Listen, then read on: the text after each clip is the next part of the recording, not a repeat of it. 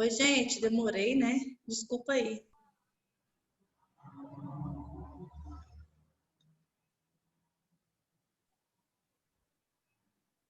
Eu tive que tomar um ar, porque eu dei uma sensação de morredeira. Esse calorão começou a embaçar tudo. Falei, Jesus, vou desmaiar na live aqui, vai ser lindo.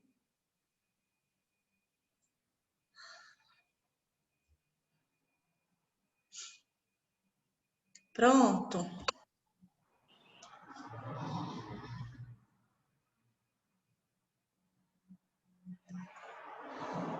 Vocês me abandonaram no finzinho da aula de trânsito, né? Muita gente não voltou.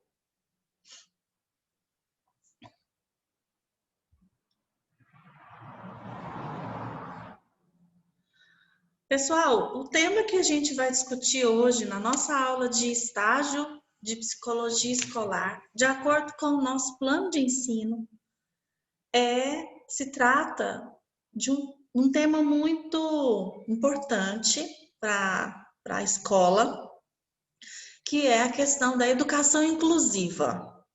Antes de falar sobre esse assunto, antes de abrir o artigo para a gente conversar sobre ele, eu gostaria de perguntar o que é que vocês entendem, o que é que vocês já ouviram falar sobre educação inclusiva. O que é isso? Professora, Ah, que coisa que deu bem nessa semana para falar sobre esse tema, né? sério? Porque tá tendo um negócio aí de criar umas escolas especiais, a senhora viu? Não.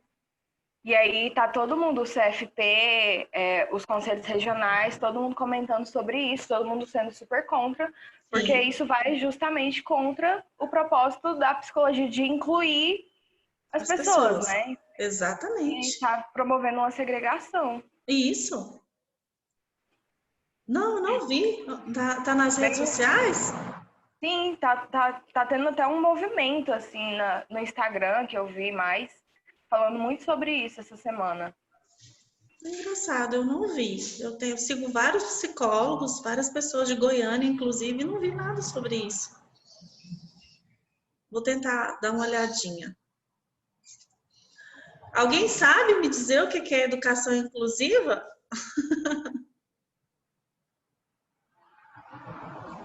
Alguém arrisca?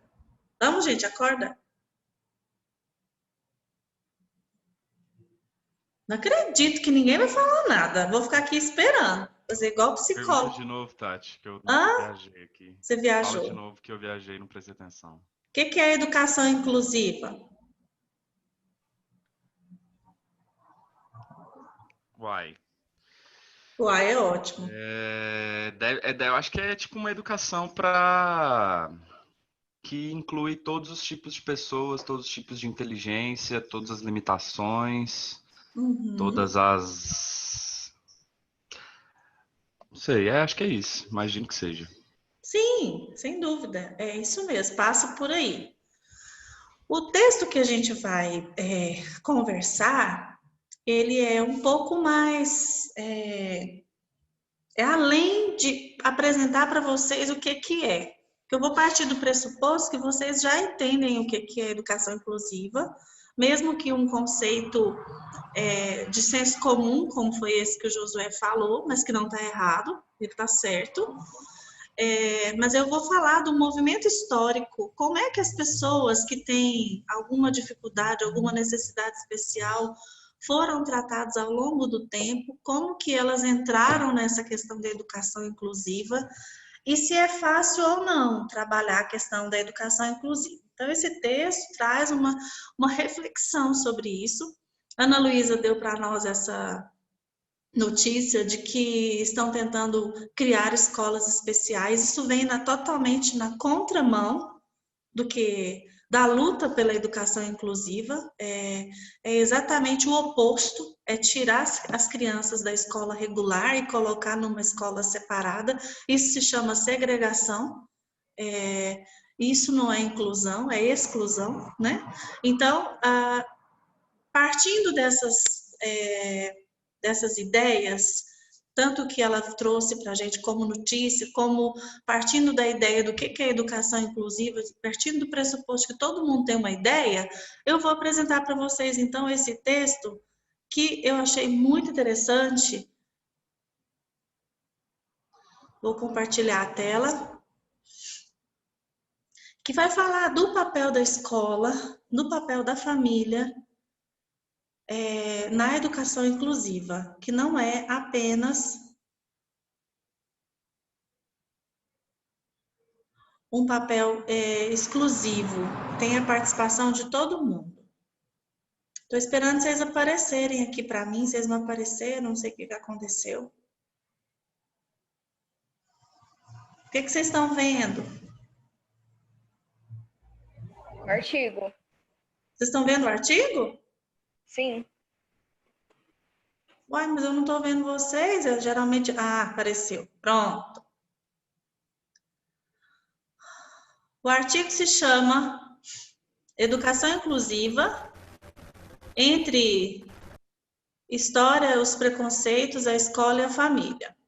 É um artigo de muitas páginas, mas eu marquei o que é mais importante para a gente conversar. Vamos passar aqui rapidamente o resumo, o abstract e o resumo em espanhol. Primeira coisa, esse artigo traz um histórico sobre deficiência. O que é deficiência? Que tipo de pessoas são consideradas deficientes? E uma reflexão também a respeito do preconceito dentro da construção histórica. Primeira coisa que a gente sabe é que na vida toda, da história da vida humana, há uma cobrança pela perfeição física. Desde que o mundo é mundo, a gente sabe que existe o padrão dito normal, as pessoas que têm todas as partes do corpo, que têm tudo em funcionamento, olhos, ouvidos, pernas, né? Desde a Bíblia, a gente tem referência a respeito dos cegos, dos leprosos, como a palavra é pejorativa, mas era essa que era usada na Bíblia, os aleijados. Eles eram considerados mendigos, rejeitados pela comunidade. E não somente os deficientes físicos. Na história, na literatura, a gente percebe que as pessoas que tinham deficiência intelectual, a única coisa que elas davam conta de fazer era ser o bobo da corte, era ser um palhaço para divertir um rei, um senhor. Então, a gente sabe que desde muito tempo, as pessoas que têm alguma necessidade especial, ela é considerada não somente diferente, mas ela é considerada menor, diminuída por algum aspecto. Na antiguidade, inclusive, algumas pessoas, alguns povos exterminavam a pessoa o bebezinho que nascia com algum tipo de deficiência.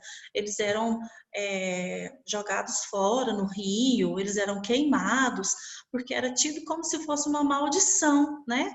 E aí a gente percebe que existem algumas lendas, algumas histórias de pessoas que protegiam, tentavam esconder para esse bebezinho não morrer, e tem toda uma história, porque ele era especial e tal.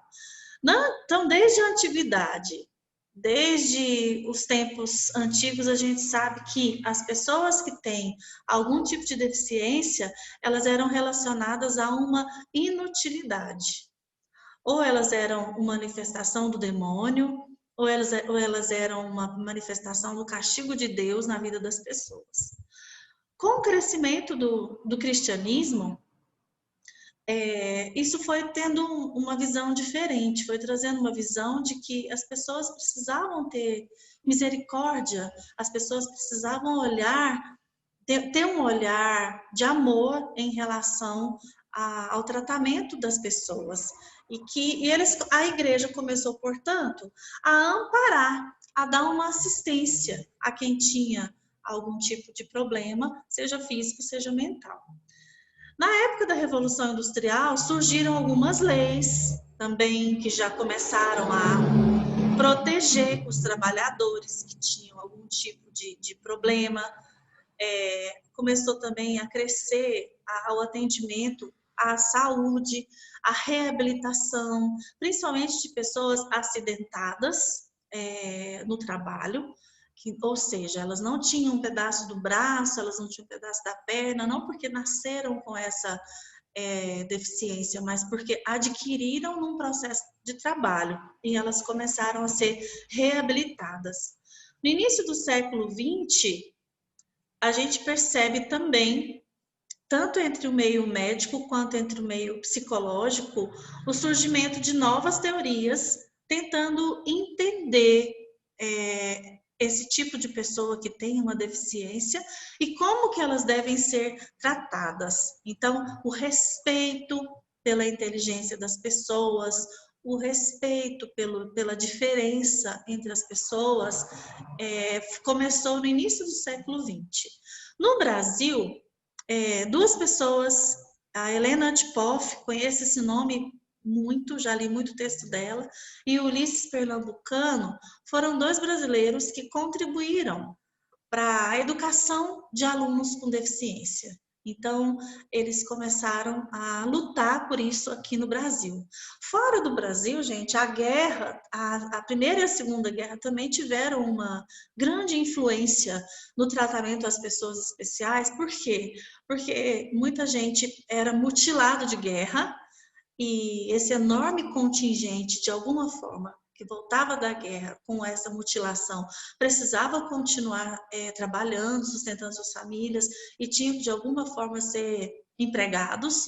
Então, começaram a existir alguns projetos, né, a respeito de dar emprego, leis trabalhistas para essas pessoas que tinham deficiência, que tinham mutilação de guerra. As primeiras normas de proteção aos deficientes, então, foram fundadas após a Primeira Guerra Mundial, exatamente por causa das mutilações que a gente acabou de citar. Fala um monte de coisa sobre a história, dá vários detalhes. Eu vou pular para o ano 1950, entre 1950 e 1980, teve o início de um movimento contra essa política de segregação, defendendo a ideia de integrar-se as pessoas com deficiência, tentando reverter ao máximo a deficiência da pessoa e dando condições para essas pessoas se adaptarem ao meio social. Na integração dessa pessoa, a gente começaram a se perceber que elas têm capacidade. Mesmo as pessoas com necessidades especiais, elas têm capacidade, elas têm condições de frequentar uma escola do mesmo jeito, fazer uma faculdade do mesmo jeito, ter um emprego do mesmo jeito. Houve uma intensificação de alguns movimentos sociais na década de 1960, alertando exatamente para os prejuízos que a segregação pode trazer, né? Que se torna até uma marginalização, colocar essas pessoas como diferentes, como não aceitas, como realmente pessoas que não são iguais, que não têm direitos iguais. Vários grupos, principalmente de pessoas com deficiências, de pais, de profissionais, passaram então a cobrar esse direito, a garantir esse direito, combatendo então as discriminações a respeito das pessoas. E aí, em 1990, lá na Tailândia, aconteceu uma Conferência Mundial de Educação para Todos. E também aconteceu uma Conferência Mundial sobre Necessidades Especiais na Espanha, em 1994. Esses dois momentos foram momentos históricos. Por quê? Porque eles marcaram uma mudança de paradigma. Que tipo de mudança de paradigma que aconteceu que fundamentou a educação inclusiva? Primeiro, que a educação ela deve ser uma preocupação mundial. E segundo, é que esse tipo de conferência, nesse tipo de conferência, foi aprovada uma declaração dizendo que o reconhecimento das diferenças e o atendimento às necessidades de cada um pode promover a aprendizagem e há uma importância de reconhecer-se, gente, que a escola é para todos. E, portanto, é necessário formar profissionais, formar professores que saibam lidar com essas diferentes realidades dentro da sua sala de aula. Então, a proposta disso tudo é que todos, todo mundo, qualquer pessoa, inclusive quem tiver de deficiência, fosse matriculado dentro de uma escola regular. Então, alcançou-se nesse momento, 1990, 1994, esses dois marcos históricos alcançaram, defendendo essa urgência de uma reforma na educação e que essa educação fosse para todos. Eita, voltei aqui sem querer. Espera aí. Vocês estão me acompanhando? Vocês estão tão quietinhos? Então, isso tudo que eu falei agora foi uma história. Nossa, Ana Luísa, essa notícia que você deu é chocante, porque é voltar, é andar de ré no processo de evolução, no processo de educação. Está partindo de que esse movimento, ele está vindo de quem? De que grupo? Você sabe? Não sei. Eu sei que está tendo um movimento, assim, oposto de professores e de psicólogos contra isso, sabe? Foi mais nesse sentido que eu vi, mas eu não vi a matéria na íntegra. Vou tentar... a Alice está falando, existe um projeto de lei. Meu Deus! Mas eu não sei, assim, de onde que apareceu, sabe? Quem que surgiu com essa ideia primeiro. É um absurdo. Vocês vão ler o texto, vocês vão me acompanhar aqui nessa leitura e vocês vão perceber o tanto que é chocante essa notícia e como a psicologia tem que levantar a sua bandeira no sentido de defender essas pessoas. Porque até a educação inclusiva, esse texto está falando sobre isso, a educação inclusiva não substitui a educação especial se a gente fica falando assim, se o professor falar, eu tenho na minha sala 2 alunos especiais. Quando ele fala isso, ele está excluindo essas crianças. A ideia da educação inclusiva é educação para todos e que não tenha essa marginalização, que não tenha essa diferenciação, nem dentro da sala de aula, nem dentro da escola. Eu me lembro que quando começou a educação inclusiva, a primeira ideia foi uma ideia equivocada, porque ao invés de colocar as crianças que tinham necessidades especiais junto com todas as outras, tinha dentro da escola, uma escola regular para todo mundo, aí matriculava todo mundo atendendo a essa lei da inclusão, só que tinha uma classe especial. Ficou mais marginalizada ainda, ficou mais descarado ainda o preconceito, porque tinha a sala dos inferiores. Oi, Ana, você ligou seu microfone? Eu tenho uma história para compartilhar. Eu estudei num colégio quando eu fazia o primeiro ano do ensino médio, e o meu irmão estudava no mesmo colégio.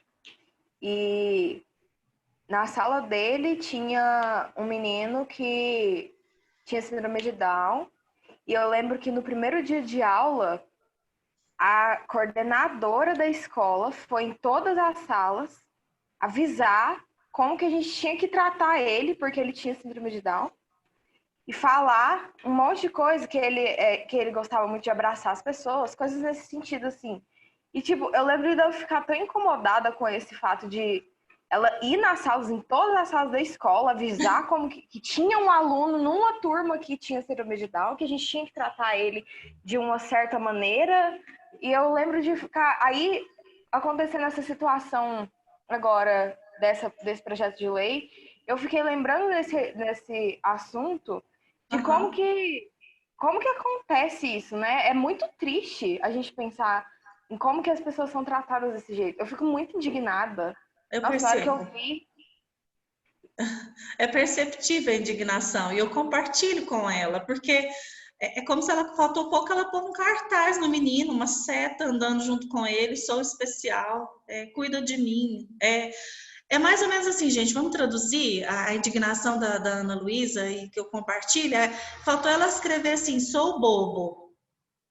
Me trate diferente porque eu sou bobo. Eu não entendo as coisas. É mais ou menos isso. Vamos deixar claro para todo mundo, quando a gente fala de inclusão, a gente está falando de que tipo de criança, de quais problemas, para poder nós não termos que falar desse assunto de uma forma pejorativa depois. Então, qualquer pessoa que tenha qualquer necessidade especial, seja física, ou seja, pode ser uma pessoa com necessidade especial visual, auditiva, parcial ou total, motora, às vezes porque tem dificuldade de andar ou não anda, porque teve uma paralisia, teve pólio, né, e não desenvolveu a perninha. Pode ser que nasceu faltando um membro do corpo, mas, gente, essas pessoas se adaptam e elas fazem coisas que a gente que tem todos os membros não faz. Eu fico impressionada com a capacidade dessas pessoas, né? E também as pessoas com necessidades especiais mentais. Isso pode ser desde uma síndrome de Down, como também um TEA, como também uma deficiência mental leve, que tem condição de fala, de locomoção. Então, todos esses casos é permitido ser matriculado numa escola regular. Então, como eu estava dizendo, inicialmente essas crianças eram matriculadas na escola, mas a escola, infelizmente, fazia uma exclusão dentro da escola, porque fazia uma sala especial para essas crianças. A partir do momento que se faz uma sala especial para crianças diferentes, você marginaliza do mesmo jeito. Você leva para o lado errado do mesmo jeito. E aí o projeto, a lei foi sendo implementada e incrementada também, e hoje em dia está funcionando em todas as escolas públicas e em algumas particulares, a aceitar a matrícula de qualquer criança em qualquer escola. Não interessa se essa criança tem necessidades especiais ou não. Essa é a lei hoje. Qual que é a crítica de muitas pessoas da área da educação para esse tipo de lei?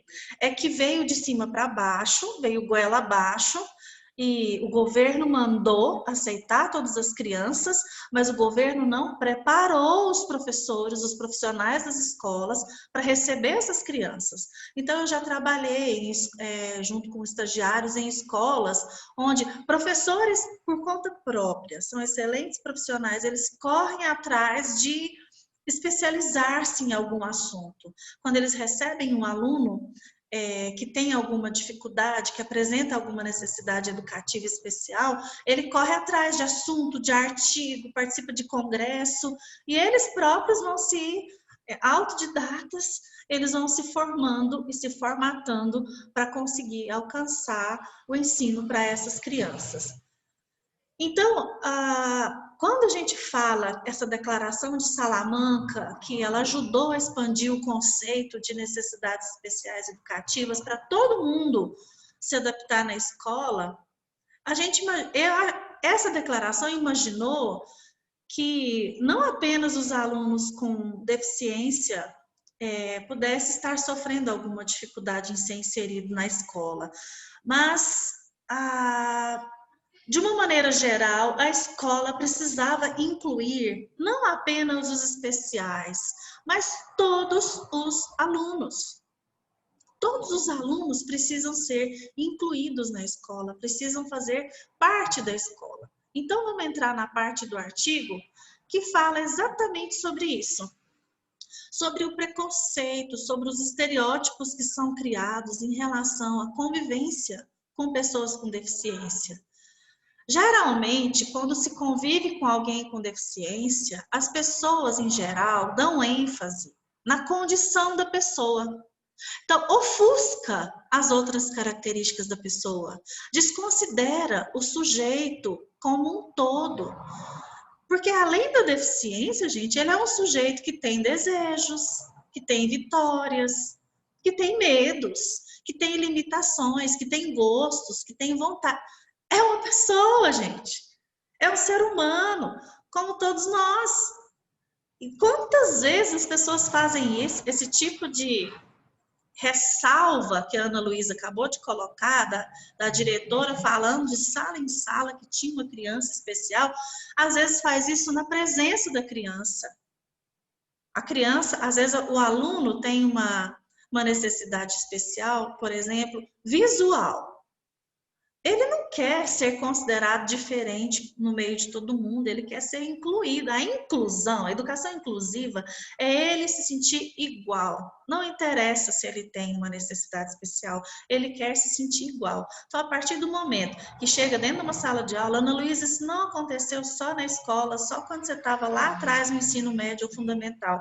Isso às vezes acontece na faculdade, quando a gente recebe um e-mail falando na sala número tal, do período tal, tem um aluno, tem uma aluna que tem necessidade visual. Dê atenção especial para esse aluno.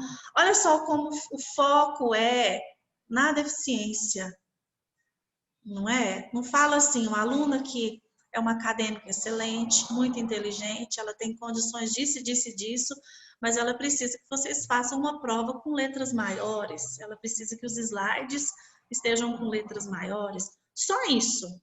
Mas não, ainda acontece desse jeito. A gente ainda recebe o recado de que existe uma pessoa especial dentro de sala de aula. E isso faz o quê?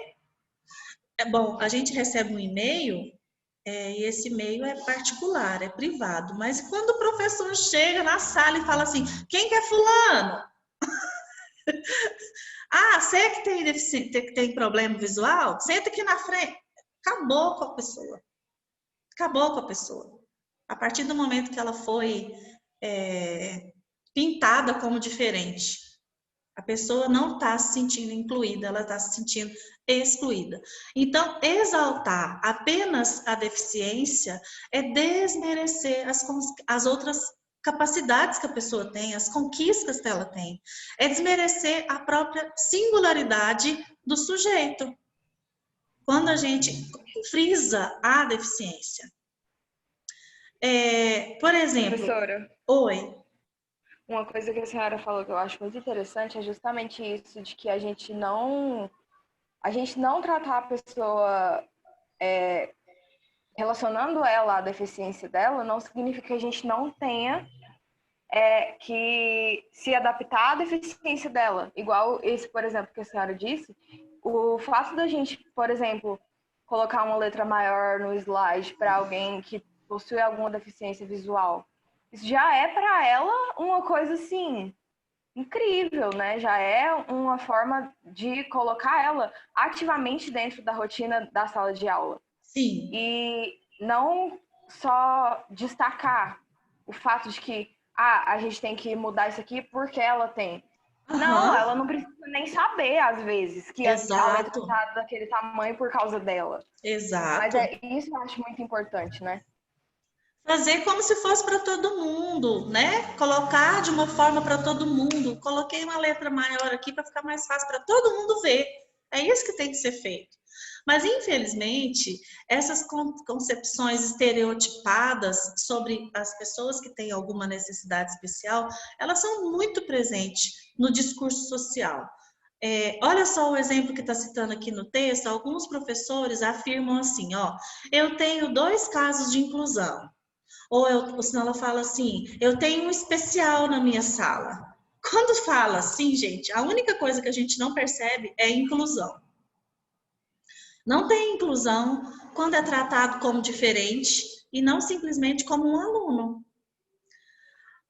Ou seja, gente, quando uma pessoa usar óculos, nós usamos óculos, eu e algumas pessoas que estão aqui comigo na live. Usar óculos não é a mesma coisa que ter uma deficiência visual? Porque com os óculos eu tenho condição de enxergar bem igual as outras pessoas. Mas se eu tirar meus óculos, gente, eu não vou dar conta de ler o que está aqui na tela para conversar com vocês. Só que a pessoa que é totalmente, a visão é completamente ausente, essa pessoa é cega ou baixa visão, ela tem que ter acesso às informações, mas ela talvez não usa a visão. O cego, ele se adapta aumentando a audição, ele se adapta aumentando a capacidade tátil. Essa palavra me assusta pra caramba quando alguém fala tátil, eu penso que tá me chamando. Então, a gente tem que pensar de outras maneiras, informar a respeito, ou se direcionar a essas pessoas, sem colocar essas pessoas no limbo. Porque do jeito que se faz, a gente continua colocando essas pessoas de uma certa maneira preconceituosa. Aí o texto traz um pedação sobre preconceito, até lembrei da nossa aula de psicologia social, que a gente falou sobre preconceito, de discriminação.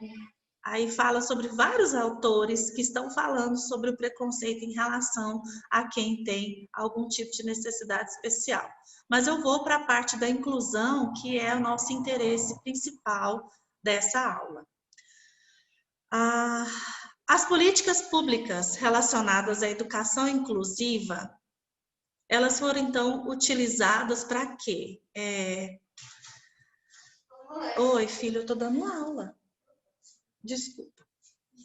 Depois você me conta, tá? Da sua aula especial. Até perdi o rumo da meada aqui. As políticas públicas educacionais referentes à educação inclusiva, elas não são diferentes de outras políticas públicas para a escola. Por quê? Porque os principais atores desse processo, quem são? Professores, alunos, eles ficaram fora dessas decisões. As leis foram feitas, a política foi feita sem essas pessoas participarem desse processo. Então, é muito compreensível que alguns professores tenham um certo receio, tenham uma certa um bloqueio, talvez, com esse tipo de ideia, mas isso já foi caminhando, e algumas pessoas podem falar, a escola não está preparada para a educação inclusiva. Eu acredito que a gente já caminhou bastante e com esses desafios. Aliás, o que tem que ficar claro, né, que existem tantos alunos diferentes. Vamos conversar com um professor, pessoal da psicologia escolar. Vamos conversar com algum professor que tenha preconceito em relação ao aluno especial. A gente já não enfrenta desafios no dia a dia da escola? Qual professor que nunca falou assim, como lidar com um aluno mentiroso? O que eu faço com aquele aluno que é super tímido, caladinho demais? Nossa, como que eu vou lidar com um aluno fulano de tal que perdeu um parente, a mãe faleceu? Não existe nenhum curso de formação de professores que dá uma receita de preparo para esse tipo de situação. O professor, geralmente, quando ele está assim, interessado em ser essa ponte, em participar desse processo educacional, fazendo diferença na vida do aluno, ele vai atrás. Ele procura um profissional para dar uma ajuda, ele procura um texto, um artigo, ele procura coisas na internet, ele vai atrás, ele quer entender como que é esse aluno, como que é essa situação da timidez, da manipulação, do aluno que está em luto, do aluno que foi, ai meu Deus, eu tenho uma aluna na minha sala que ela foi abusada, a mãe dela me falou que ela está indo para o psicólogo, aí meu Deus, vai ter que tratar a menina cheia de dedos? Não! Vamos tratar igual, todo mundo igual. É essa a ideia da inclusão. Óbvio que tem que dar atenção especial, mas não que isso tem que ser declaradamente para todo mundo saber. Então, eu não vou colocar o Joãozinho na frente. O Joãozinho, senta aqui na frente, porque você tem problema de visual, né? Você tá falando aqui na sua ficha que você tem que sentar na primeira carteira. Fulaninho, você tem TDAH, senta aqui do meu lado. Não tem que identificar o problema, tem que identificar a pessoa. É o ser, é o sujeito que ali se encontra que deve se relacionar com as pessoas. Então, essa ideia de que o professor tem que estar preparado, essa ideia ela é utópica, porque curso nenhum prepara um professor para todas essas circunstâncias. E existem diferenças, inclusive dentro da própria deficiência. A gente tem que pensar nisso, porque cada pessoa é uma pessoa.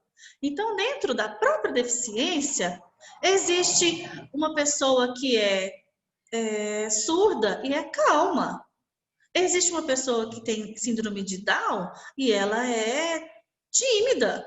Por quê? Porque existem algumas frases que são estereotipadas, estão grifadas aqui no texto para vocês verem. Essas frases são muito comuns para o senso comum em geral, fala isso aqui, ó. Todo surdo é nervoso, todo surdo é irritado.